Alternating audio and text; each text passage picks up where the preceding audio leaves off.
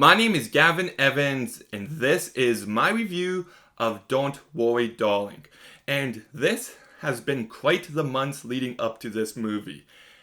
Just everything that could go wrong has gone wrong for it, and I think it's absolutely hilarious. Like, it's not very often these days that you hear about all this juicy behind the scenes gossip of a movie, and I do find it to be very entertaining. And right when you think it can't get outrageous, you're just like, wait, did Harry spit at Chris Pine? It's absolutely hilarious, and I loved it about it. It actually kind of built my anticipation for this movie even more. But then the reviews came out and everyone's like, it's not very good. So I was just like, okay, let's see how this movie's going to be. And it's not good at all. This is a terrible movie. But let's talk about what I kind of liked about it. And the list is very short, but I think if you shaved half hour off this movie and they leaned into the comedy, I think this could have been a really funny movie. Like, there are some moments that made me laugh unintentionally, and I'm just like, you know what, if they just went full camp and they just embraced how over the top the plot is, then I would be on board with this movie.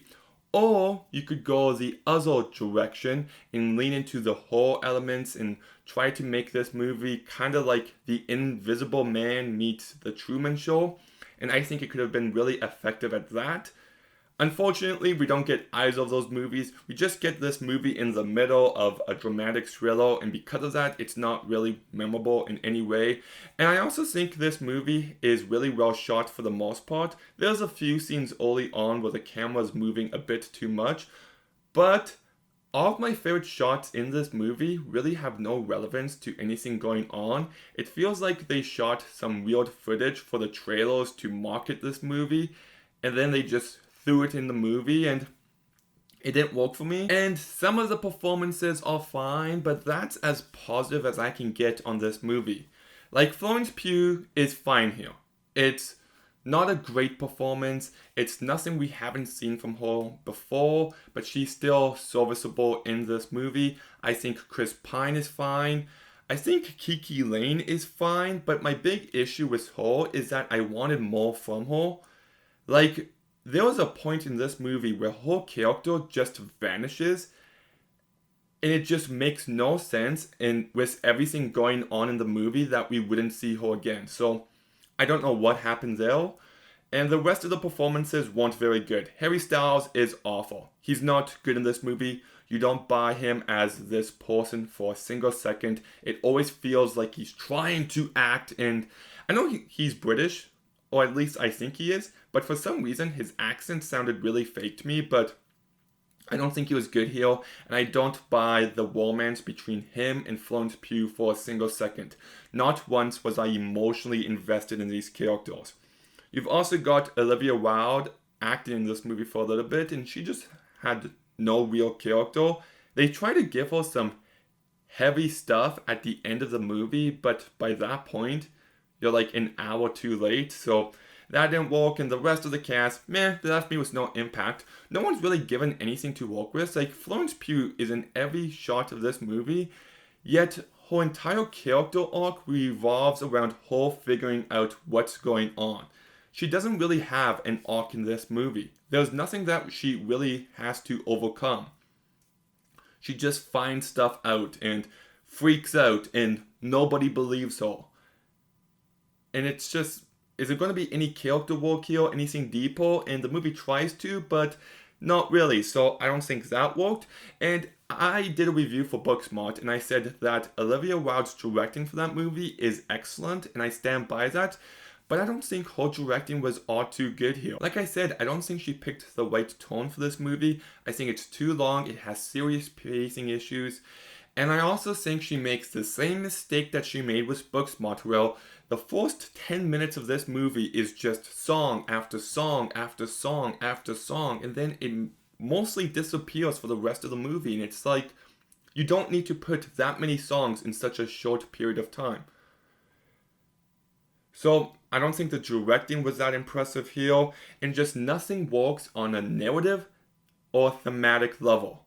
Just everything they're trying to do here doesn't work in any way, shape, or form. And the more I think about this movie, the more it falls apart. Like, by the end, it's just a muddled mess with no clear logic or consistency. And it's just like, what were you even going for? The build-up in this movie is so poorly done. None of the big moments have any bit of impact or weight behind them.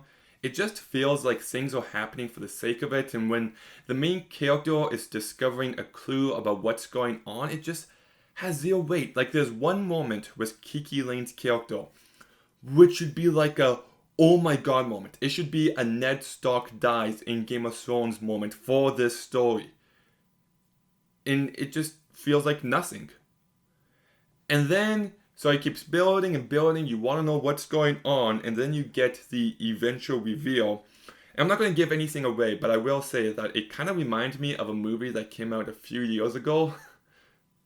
I won't say which one, but it's a really stupid reveal. Like, it's really bad. It's... What was he thinking? I truly...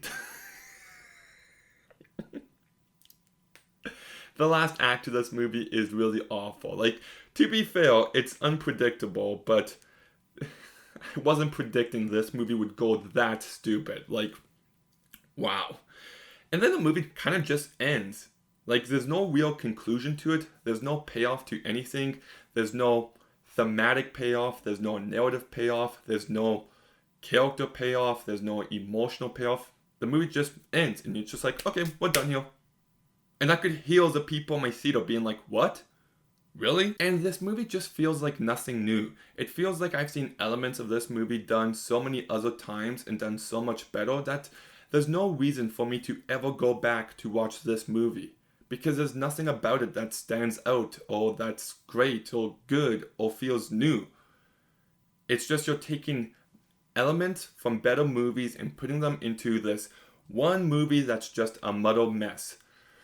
So, yeah, I will give one more positive to this movie, and it's the editing. It's a very well edited movie. Even though it's too long, the actual editing in it, like scene transition to the next, is quite impressive in moments. But look, this movie was really, really bad.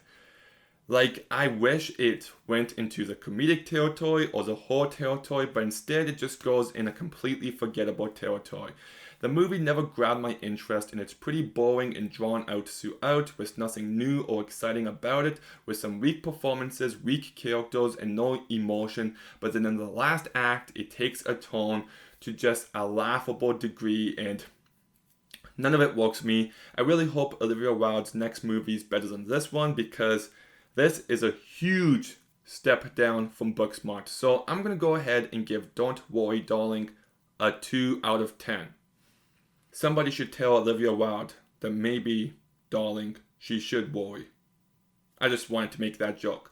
Also, before this movie started, I got the trailer for the new M. Night movie, and oh my goodness, like, it's called A Knock at a Cabin or something like that. That movie looks truly terrible.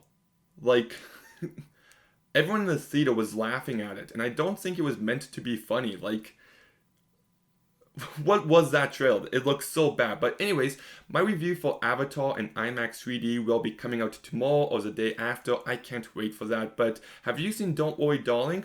What did you think about it? Do you think Harry Styles spat on Chris Pine? Let me know in the comments down below. Make sure you like, make sure you comment, make sure you subscribe. Stay tuned for some more videos soon. And Gavin out. Oh, Gavin out.